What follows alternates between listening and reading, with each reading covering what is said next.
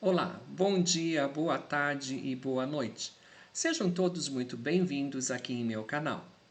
O meu nome é Gustavo Ferrari e aqui neste canal eu apresento assuntos variados para nós nos descontrairmos um pouquinho e deixarmos de lado a correria do dia a dia.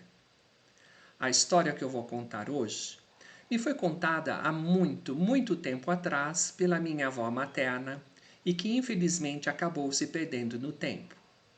Essa história tem base de fundo verídico e ocorreu aqui em Itu, a cidade onde eu moro, no final do século XIX.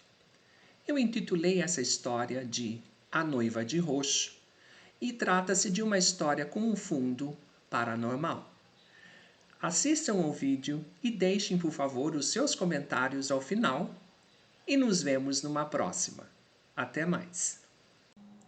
No coração da cidade de Itu, no século XVIII, foi construído o primeiro passeio público da cidade, estruturado em uma época em que praticamente todas as vias públicas eram de terra.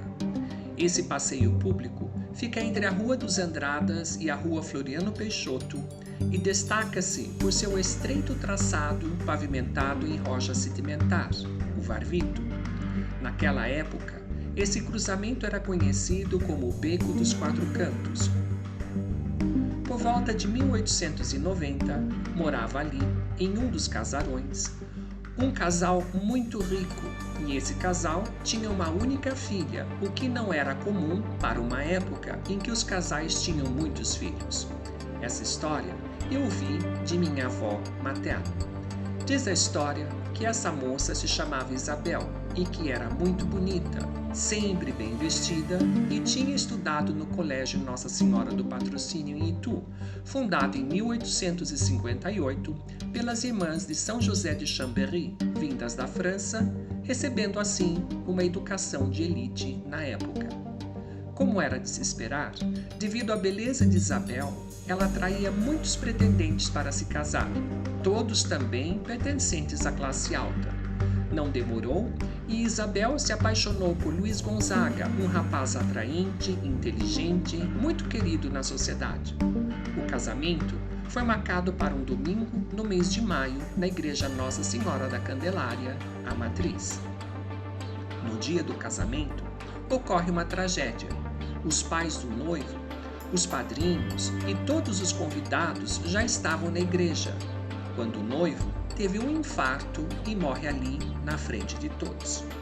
Depois disso, ela nunca mais foi a mesma.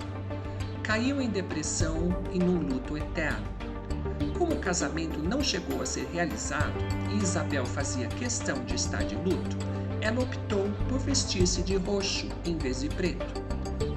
Muitos anos se passaram e Isabel mantinha seu luto. Já não era mais aquela mulher sorridente, alegre, de bem com a vida. Era agora uma mulher triste, amargurada.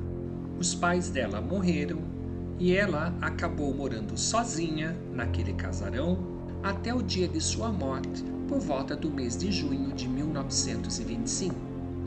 Contam os mais antigos que nas noites mais frias ocorria com muita frequência a formação de neblina, já que a cidade era cercada por uma mata densa. Foi nesse cenário que em 1926, um ano após o falecimento de Isabel, que muitos moradores começaram a avistar Isabel andando pelo Beco dos Quatro Cantos nas noites frias do mês de junho. Ela ainda se vestia de roxo e sua aparição causava medo aos moradores do local. E você? Acredita que essas histórias podem ter realmente um fundo de verdade? Será que realmente essas aparições existem? Deixe a sua opinião nos comentários. Muito obrigado pela atenção e se quiser ouvir outras histórias como essa, se inscreva no canal. Até a próxima!